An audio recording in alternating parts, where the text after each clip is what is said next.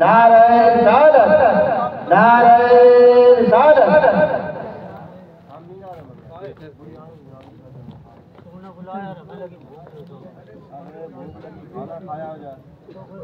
तो जाए यार उनको कोई छेड़ा ना छेड़ दिया शुरू ठंड लगी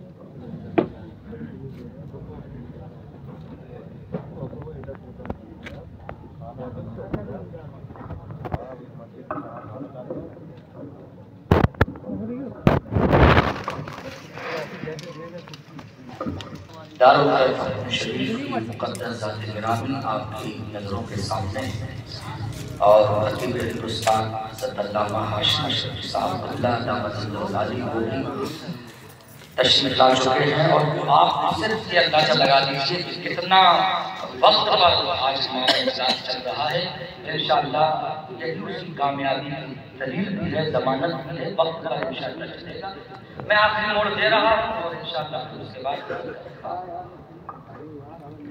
मैं बात कर रहा था माशरे कि आज माशरे में एक आम बला है, माशरा खराब है, समाज खराब है, परेशानियां है कि बढ़ती जा रही है, गुनाह है कि बढ़ते जा रहे हैं, जराइम है कि बढ़ते जा रहे हैं। इसका इलाज क्या है? इस्लाह माशरा के लिए बड़ी बड़ी कॉन्फ्रेंसें हो रही हैं, लेकिन कुरान ने एक अजीब नुस्खा दिया है। कुरान कहता है माशरे की इस्लाह चाहिए, कुछ करने की जरूरत नहीं है, तुम मस्जिदों की तरफ आ जाओ, नमाज पढ़ो, तुम नमाज पढ़ते जाओगे, नमाज माशरे की इस्लाह करती है। कुरान ने नुस्खा दिया हुआ है कि सिर्फ तुम इतना कर लो कि तुम नमाज पढ़ने लगो, नमाज तुम्हारे पास है। लेकिन ये नुस्खा, इसके अलावा सब कुछ हो रहा है, मगर सिर्फ ये नहीं हो रहा है कि हमारे लोग मस्जिदों की तरफ होने लगे, हमारे सर अल्लाह मैंने और बात से सुना इमाम फारूक आज़म का दौर है, एक दोषीदा पर कि कोई है जो उसका पीछा करता है किसी की निगाह। उसने सोचा कि इससे डायरेक्ट बात करना जरूरी है, कोई आशिक महसूस होता। एक दिन जब गली से गुजर रही थी, निगाहें उसके पीछा कर रही थी, उसने मुड़कर देखा, बुलाया जा रहा है,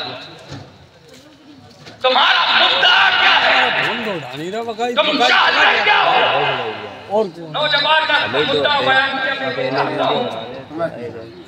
कि मुझे तुम्हारा विशाल हासिल हो जाए, तुम्हारी कुर्बत चाहता हूँ, रात दिन तुम्हारा चेहरा मेरी निगाह के सामने रहता, हम आए इसलिए नहीं आए थे, मैं तुम्हें चाहता हूँ, वीडियो बना नहीं देंगे, हमने के तो करेंगे आएंगे ए खातून आज चलो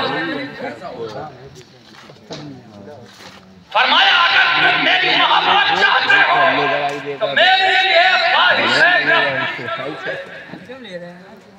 एक आशिक के लिए इससे बड़ा ऑफर होता क्या है कि उसका महबूब उससे ये कहते कि उसे बड़ा तो हो सही आसमान के सितारे तोड़ सकते हैं। एक आशिक का अपना एक मिजाज होता है, वो आसमान के तारों से नीचे बात नहीं करता। बोला तो सही। उस दौर की खातून थी, वो कुरान पढ़ती थी, जानती थी कि बिगड़े हुए माशरे का इलाज क्या है। मेरी एक ख्वाहिश पूरी कर उसके बाद मैं वादा करती हूँ यही मकाम होगा, मेरा हाथ होगा, तुम्हारे हाथ में होगा, तुम्हारे साथ चलने की तैयार हूँ। कहा जल्दी बताइए ख्वाहिश है क्या? कहा बस इतना कर लो 40 दिन तक हज़रत उमर के पीछे 5 वक्त की नमाज उसके बाद मैं तुमसे कोई मुतालबा नहीं करूंगा। पानी पिलवाया दोस्त, मैं सलाम करता हूँ कि जिसे मालूम था कि बिगड़े हुए नौजवान को राह रास्त पर लाने का एक तरीका है कि उसके कदमों को मत कहा 40 दिन तक तुम पढ़ लो। इतना खुश हुआ कि इसने तो कुछ मांगा ही नहीं। 40 दिन की नमाज है, अपनी पलक हज़रत उमर के पीछे 5 वक्त नमाज पढ़ते। हज़रत उमर कुरान की आयतें पढ़ते, कुरान का नूर असर करना शुरू करता है।